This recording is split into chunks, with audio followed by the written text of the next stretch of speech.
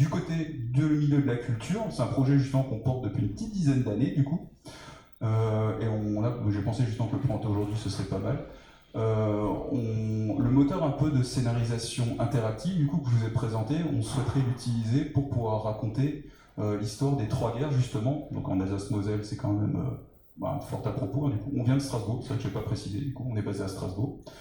Donc, ce qu'on souhaiterait faire, ce serait un jeu de type narratif, mais qui justement vraiment placerait le joueur ou la joueuse principale selon le point de vue d'une personne qui a vécu à la fois la guerre de 1870, la Première Guerre mondiale et la Deuxième Guerre mondiale. Donc la même personne, trois points de vue différents, et un peu l'accompagner sur tout le long justement de ces guerres-là, de tout ce qui s'est passé vraiment sur ce territoire-là. Et là, je pense justement, notre but, c'est ça vraiment pour pouvoir impacter un peu le joueur, de s'inspirer peut-être des jeux expressifs, vraiment, d'utiliser les techniques, voilà, de faire vraiment partager ce vécu, justement, peut-être même confronter ce vécu, puisqu'on pourrait imaginer que le personnage principal, il ait peut-être des idées qui soient peut-être pas forcément les plus humanistes ou des choses du monde, mais que justement on confronte quelqu'un qui joue à ce jeu-là avec les idées de ce personnage qui a quand même vu, qui en a sa troisième guerre à la fin de sa vie, du coup, qui a quand même vu le monde changer à chaque fois, son territoire changer. Donc l'idée est vraiment de présenter l'histoire, mais sur un pan assez long, du coup. Donc là, on a une petite visualisation, du coup, qui a été faite par notre illustrateur. C'est un projet qu'on souhaite porter depuis une petite dizaine d'années, justement, avec Alsace Destination Tourisme. Et du coup, voilà, on verra si on pourra effectivement porter. J'ai vu qu'hier, il y avait quelqu'un qui a travaillé dans le domaine du ministère des Armées qui était intervenu. J'espère que non, on n'est pas là aujourd'hui du coup. Mais effectivement, on verra peut-être s'il y a un appel à projet prochain qui sera déployé. On verra cela. Deuxième exemple, alors pour ceux qui peut-être gèrent des entreprises, cet écran fera un peu peur. C'est l'URSSAF, du coup, ne fuyez pas, ne vous inquiétez pas. On a travaillé justement pour eux, du coup, il y a 2 ans, dans le cadre du Covid. En fait, l'URSSAF avait une demande assez spéciale lorsqu'ils nous ont contactés, mais en dehors d'un contrôle. Ils souhaitaient former les contrôleurs, donc les agents administratifs, au droit à l'erreur. Donc le droit à l'erreur, vous en avez entendu parler avec l'aspect fiscal, oops.gouv.fr, donc le fait qu'on a un certain droit à l'erreur dans les déclarations. Il y a effectivement une phase de sensibilisation qui a été faite pour les particuliers, voilà, ou même pour les entreprises du côté fiscal, mais il s'agit aussi de sensibiliser les agents administratifs, donc vraiment les gens qui effectuent les contrôles, les fameux courriers un peu que vous receviez à l'époque avec des lettres majuscules, des choses comme ça, voilà, pour dire que vous avez loupé l'échéance ou des choses comme ça, alors que les échéances étaient bonnes, mais bon. Bref, en tout cas, l'idée c'était de changer un peu la mentalité que les agents administratifs avaient de gérer le contrôle fiscal, puisqu'il y avait quand même parfois des automatismes en termes de recommandés, d'envois qui n'étaient pas idéaux. Donc voilà, ils nous ont contactés avec ça, et nous on s'est réfléchi, puisque c'était quand même assez spécial. On leur a proposé au début quelque chose qui était un peu du côté du scénario immersif, le premier modèle que je vous ai présenté, mais ça n'a pas trop matché dans l'idée, puisqu'ils voulaient vraiment plutôt avoir quelque chose qui était de l'ordre du partage, de pouvoir faire à ce que les gens échangent les bonnes pratiques, que les agents administratifs qui jouent au jeu, se disent voilà, moi je fais ça comme ça, qu'est-ce que tu penses de ça? Il y a quand même toujours une voie principale, c'est peut-être une bonne manière de faire, mais il y a quand même différentes pratiques, justement, peut-être dans l'échange qu'on peut dégager. Donc voilà un peu le contexte, justement, de ce deuxième exemple. Nous, qu'est-ce qu'on a déployé par rapport à ça? On a déployé un jeu d'enquête par carte, justement, sur lequel on s'est basé sur un jeu de plateau, justement, qui existe, qui s'appelle Chronicle of Crime, qui est un jeu sur lequel vous avez des cartes avec des QR codes dessus, et vous avez une application qui est partagée entre tous les joueurs et joueuses autour de la table, et cette application joue un peu le rôle de maître de jeu, c'est-à-dire en scannant une certaine carte, dans le jeu, vous allez consommer une certaine durée, donc par exemple 5 minutes ou 10 minutes. Dans le contexte de Chronicle of Crime, on est face à un crime, justement, on est Scotland Yard en fait, et on doit littéralement trouver qu'est-ce qui s'est passé à la fin de la session de jeu, justement, tout autour de la table. Voilà, on doit répondre à différentes réponses. Les enquêtes sont assez tarabiscotées, sont un peu complexes. Donc du coup, on doit quand même enquêter, aller sur différents lieux, sachant qu'on a toujours ce smartphone un peu qui joue le rôle de maître de jeu et qui va vous dire, par exemple, je sais pas, le deuxième jour à 12h, pouf, va y avoir une explosion à côté de Scotland Yard, des preuves ont disparu, retirez telle ou telle carte. Donc on a vraiment une enquête comme ça, des choix, des choses qui sont partagées entre les enquêteurs. Et en fait, c'est ce qu'on a proposé à l'URSSAF. Ils ont accepté du coup parce que ça répondait vraiment bien à la logique de cas en fait.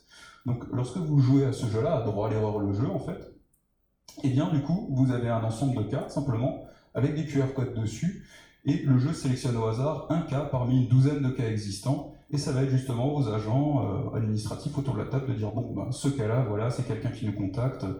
Il y a par exemple, elle conteste voilà, ces derniers montants justement de cotisation, alors une dernière régularisation, qu'est-ce qu'on doit faire? Alors, il y a des gestes à faire qui sont un peu standards, consulter le dossier, voilà. Il y en a d'autres aussi sur lesquels, en fait, vous pouvez tout de suite clore le cas, si on peut dire.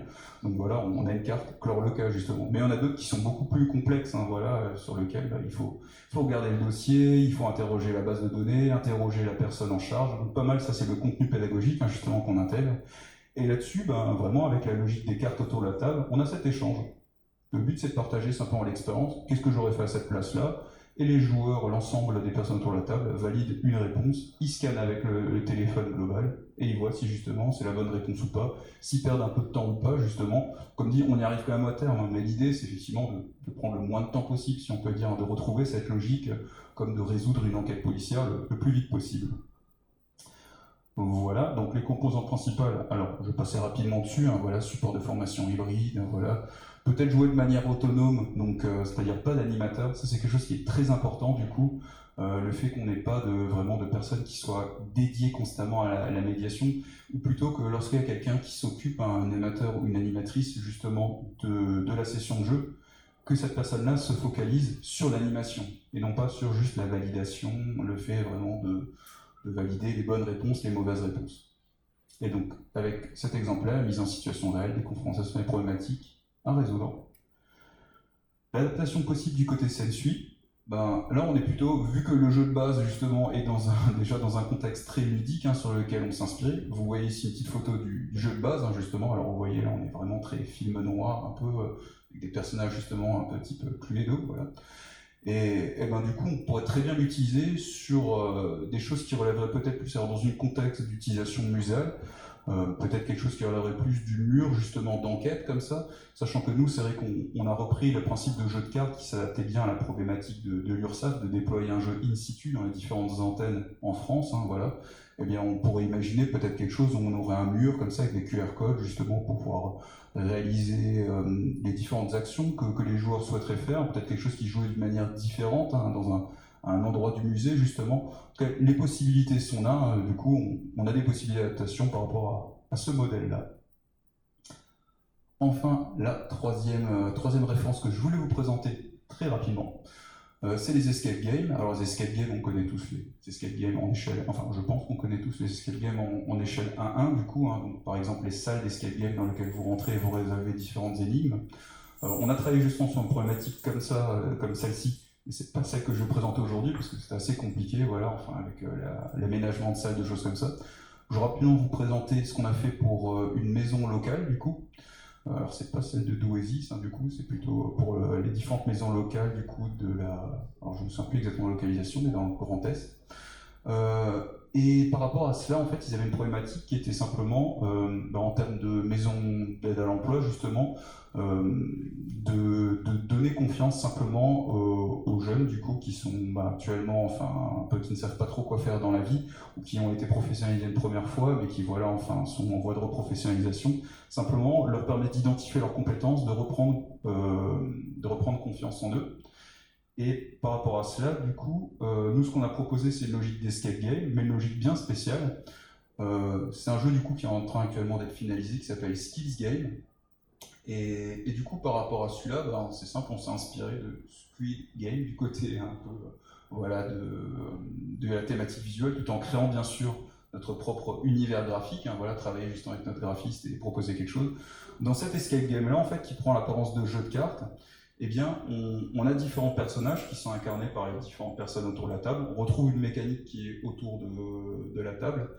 Et du coup, en fait, chaque personnage a un pouvoir qui va être utile lors de la résolution d'une énigme dans le jeu. Mais on ne sait pas tout de suite quelle va être l'énigme, voilà, qui va mettre en œuvre le pouvoir. Vous pouvez voir justement un peu les énigmes en bas à gauche, hein, des choses qui sont de la résolution, des choses qui sont de l'ordre un peu des couleurs, voilà, justement, avec une grille des couleurs. Mais en tout cas, c'est vraiment à travers justement la résolution d'énigmes et un peu on suit le format de la série Squid Game, donc la série qui était sortie il y a 2 ans. On avait des gens qui étaient enfermés à l'intérieur d'un complexe. Alors là, personne ne meurt, hein, du coup, je vous rassure, hein, on est quand même sur quelque chose qui est plus... pour ceux qui ont vu la série, j'ai peut-être spoilé, mais bon, enfin, qui n'ont pas vu la série. Mais là, du coup, on a plutôt des gens qui sont justement à l'intérieur de la tour, de l'immeuble que vous pouvez voir au centre, et le but est d'atteindre le dernier étage, et Monsieur Skills.